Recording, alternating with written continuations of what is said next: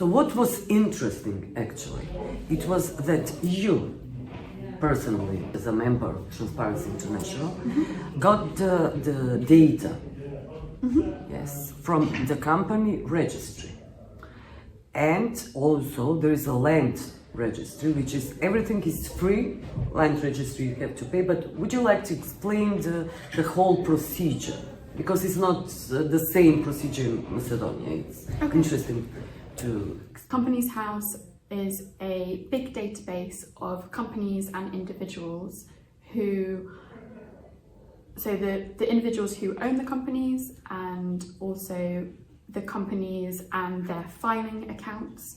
So every year a company has to file their accounts, which will have their assets, their directors, and this is published online, accessible to the public. It also has the beneficial owner.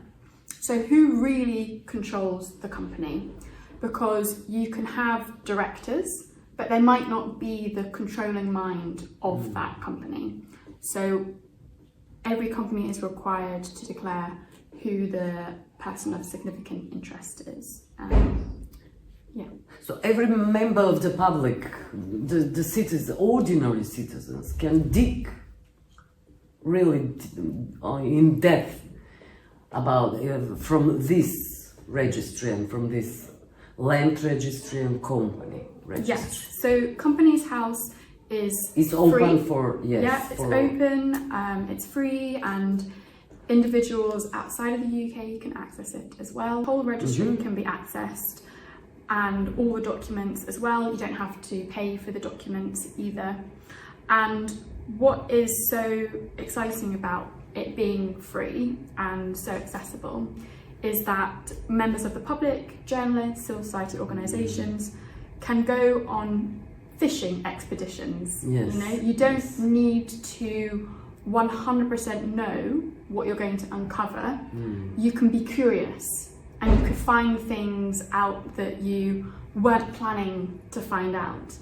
Whereas in countries where you have to pay to access the register, you have to be quite sure that you're going to get a result because you're paying to access the register. And your own piece actually was about the travel of this politician. Yes.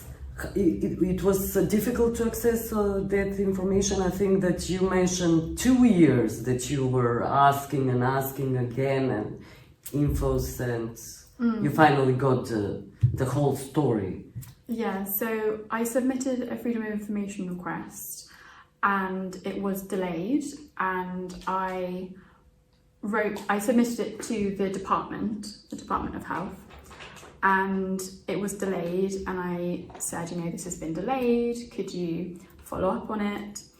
And it did take about 2 years. I had almost lost hope that I would ever get a reply.